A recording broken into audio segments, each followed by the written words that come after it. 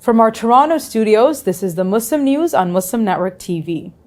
Assalamu alaikum, I'm Aishah Ashraf. Our top story for today.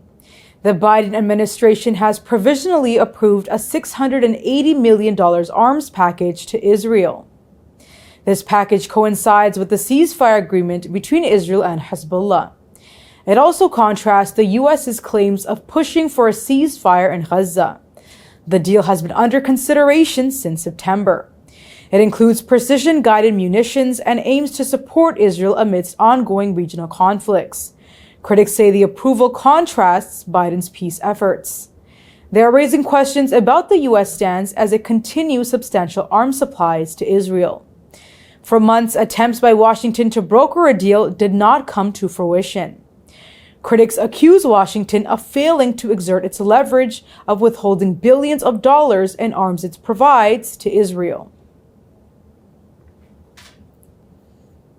China has announced the return of 4 individuals from the U.S., including 3 Chinese citizens and a fugitive.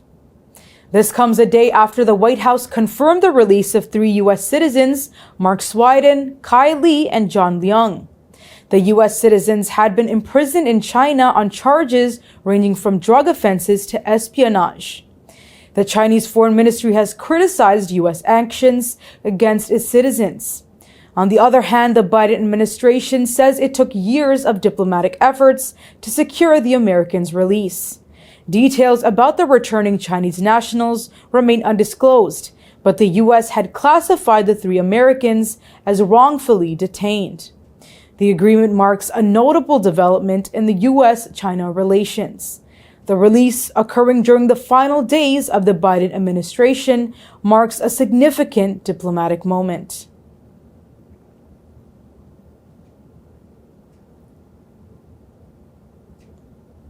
President-elect Donald Trump has announced a halt in migration through Mexico following a discussion with Mexican President Claudia Sheinbaum. This comes as Trump recently threatened to impose a 25% tariff on imports from Canada and Mexico. He describes his dialogue with Sheinbaum as very productive. Sheinbaum has confirmed what she calls excellent conversation on social media. The conversation's exact impact on Trump's tariff strategy remains uncertain. This development comes as illegal migration figures at the U.S.-Mexico border show a significant decrease, attributed to enhanced Mexican enforcement measures.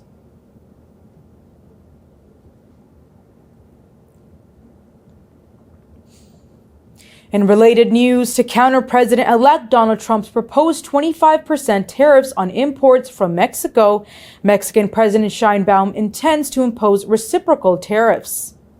Experts say the move can endanger up to 400,000 American jobs. This figure is based on a study which shows U.S. automakers like GM, Stellantis, and Ford relying heavily on Mexican manufacturing. Mexican Economy Minister Marcelo Ebrard says it could have broader implications, potentially spiking prices for U.S. consumers. In the automotive sector, the price of a new vehicle could surge by $3,000. Trump's tariff strategy is aimed at curbing illegal migration and drug trafficking and also extends to Canada and China.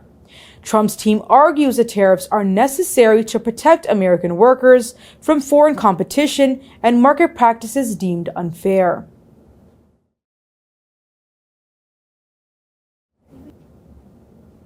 U.S. stock markets have soared to unprecedented heights. This comes despite President-elect Donald Trump's pledge to introduce hefty tariffs. The S&P 500 and NASDAQ Composite has risen by 0.57% and 0.63% respectively, setting new records. The Dow Jones Industrial Average has also increased by 0.3%. However, stocks like General Motors and Ford have declined due to their significant imports from Mexico. Economists are cautioning that such tariffs could inflate domestic prices and impede global economic growth. Donald Trump Jr.'s appointment as an advisor to a Florida-based drone company has sparked a stock surge.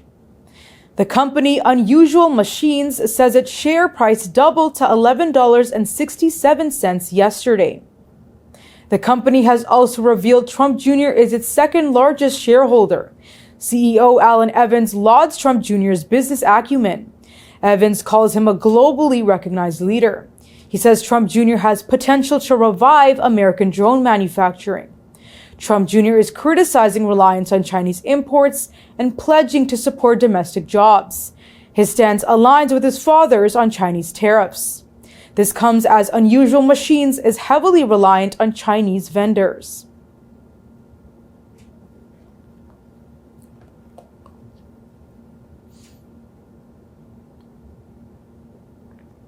In Washington state, there has been a spike in Islamophobic incidents with nearly 83% of Muslims being targeted. Estimates show 80,000 to 100,000 Muslims live in Washington. The spike is attributed to Israel's war on Gaza and President-elect Donald Trump's policies. Notable incidents include a tragic shooting of a Muslim youth and aggressive attacks against Muslim women. The Council on American Islamic Relations say there has been a significant uptick in discrimination complaints.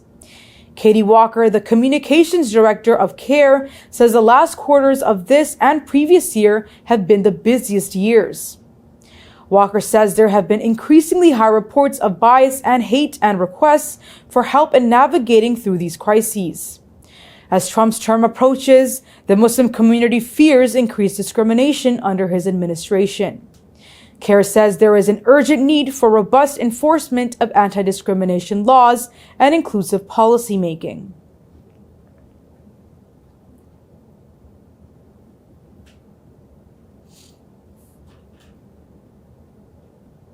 Israel will challenge ICC arrest warrants against Netanyahu and Gallant. Details come after the break. Stay tuned and we will be right back.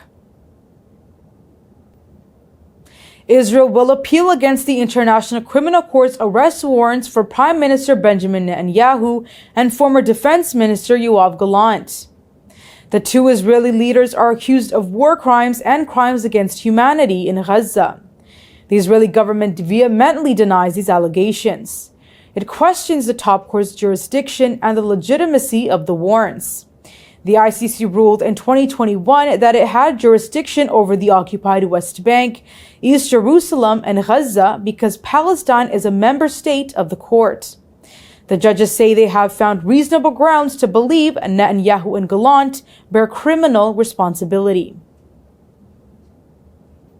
Ohio Governor Mike DeWine has enacted legislation prohibiting transgender students from using school facilities that align with their gender identity. The legislation restricts their access to bathrooms, locker rooms, and other multi-occupancy facilities in both public and private schools. This move aligns Ohio with 14 other states imposing similar restrictions. There has been a significant backlash from LGBTQ+ communities and supporters. Equality Ohio and the ACLU are opposing the law. They say the law ignores the fact that transgender people face more sexual violence and assaults, particularly while using public restrooms. There are some provisions for single occupancy facilities. Advocates argue that these are insufficient solutions, particularly in financially strapped schools. Israeli forces have conducted numerous airstrikes across the Gaza Strip today, resulting in the killing of at least 19 Palestinians. The attacks targeted residential areas, including homes in Beit Lahya and Nusayrat refugee camp. Tents housing displaced individuals in Khan Yunis have also been targeted. The intense artillery and drone strikes have not spared hospitals and mosques. A UNRWA official describes the situation in northern Gaza as absolutely terrifying. In the Qarara town, 2 Palestinians have been killed by an Israeli drone strike. In Rafah City, the Israeli army continues its operations to blow up homes and residential squares across the city. The State of Palestine Central Bureau of Statistics has estimated that since the onset of war, the Palestinian territory's private sector has lost about $8 billion. In the past 14 months, Israel has killed at least 44,282 Palestinians. 104,880 have been wounded.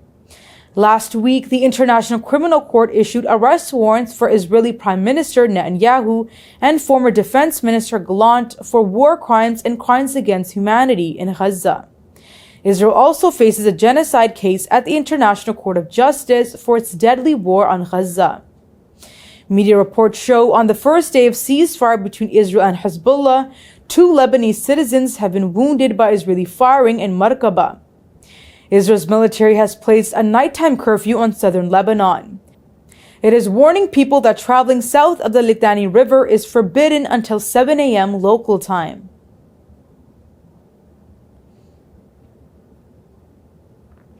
American activist Hazami Barmada is on a hunger strike near U.S. State Department and the White House. Barmada is protesting against the Biden administration's support of Israel amidst the humanitarian crisis in Gaza.